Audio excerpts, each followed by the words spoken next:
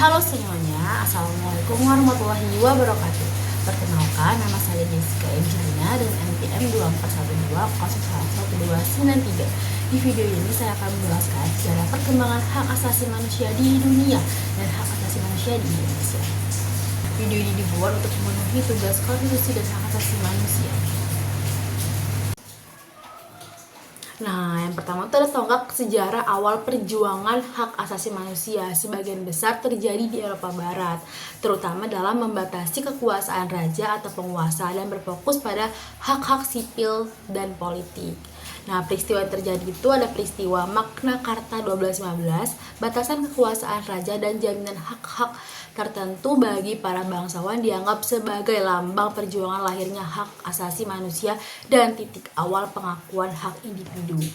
Selanjutnya ada Glorious Revolution and Bill of Rights 1688 sampai dengan 1689, menegaskan bahwa kekuasaan raja tunduk di bawah parlemen, mengukuhkan hak-hak rakyat. Pemikiran filsuf abad pencerahan abad ke-17 dan 18, tokoh seperti John Locke merumuskan hak-hak alam atau life, liberty, and property yang menginspirasi banyak revolusi politik. Selanjutnya ada Declaration of the Independence 1776 menyatakan bahwa semua manusia diciptakan setara dan memiliki hak-hak yang tidak dapat dicabut atau inalienable right. Hak hidup, hak bebas, dan hak mengejar kebahagiaan atau life, liberty, and the pursuit of the happiness. Selanjutnya ada Declaration destroyed the home et du citoyen 1789 menegaskan hak-hak asasi seperti pemilikan harta,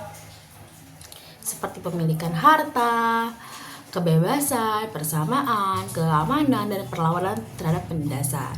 Yang kedua ada perkembangan modern dan global pasca Perang Dunia Kedua. Fokus perlindungan hak asasi manusia meluas ke tingkat internasional dan mencakup berbagai aspek kehidupan. Adanya pembentukan PBB dan deklarasi universal setelah kebiadaban Perang Dunia Kedua. Gerakan ini tuh untuk menghidupkan kembali hak kodrati, mengihlami terbentuknya Perserikatan Bangsa-Bangsa atau PBB pada tahun 1945. Upaya ini memuncak pada Universal Declaration of Human Rights atau UDHR 10 Desember 1948 diterima oleh Sidang Umum PBB di Paris, terdiri dari 30 pasal yang memuat hak dasar yang melekat pada semua manusia tanpa membedakan ras, jenis kelamin, bahasa, dan agama. UDHR menjadi landasan awal pencapaian global yang diikuti oleh instrumen internasional lainnya.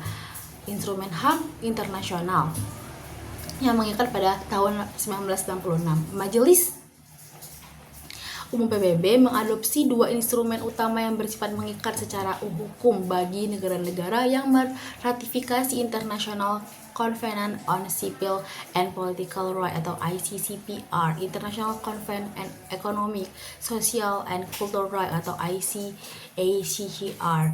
Kedua fakta ini bersama UDHR disebut sebagai International Bill of Rights.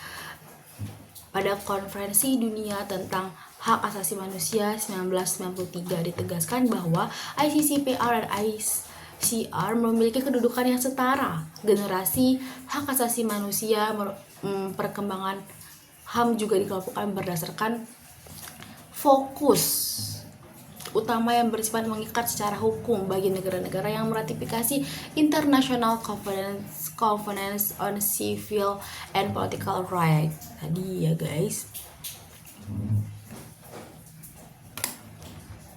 Sekarang penjelasan tentang hak asasi manusia di Indonesia.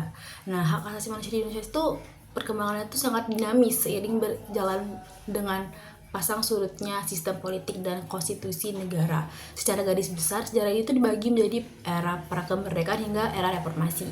Yang pertama itu ada periode prakemerdekaan pada tahun 1908 sampai dengan 1945. Perjuangan HAM pada masa ini terwujud dalam tuntutan hak-hak kebangsaan dan politik untuk melepaskan diri dari kolonialisme, kebangkitan nasional, munculnya organisasi pergerakan seperti Budi Utomo, dan Sarekat Islam menunjukkan kesadaran kolektif akan hak untuk menentukan nasib sendiri, menolak diskriminasi, dan menuntut persamaan kedudukan di hadapan hukum kolonial.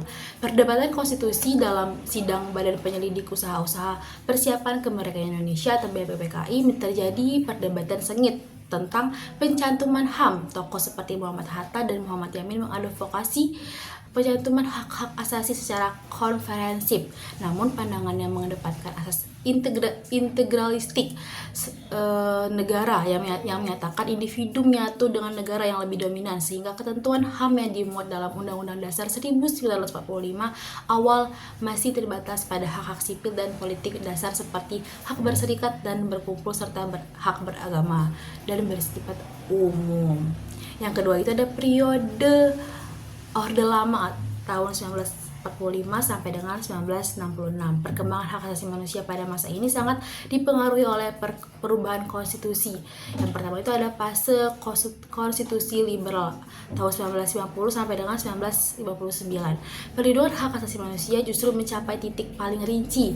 Konstitusi Republik Indonesia Serikat atau RIS dan Undang-Undang Dasar Sementara atau UUDS 1990 secara eksplisit memuat ketentuan HAM yang sangat terperinci dan mengadopsi semangat deklarasi universal HAM UDHR. Sayangnya situasi politik yang tidak stabil membuat pelaksanaan HAM yang tidak optimal.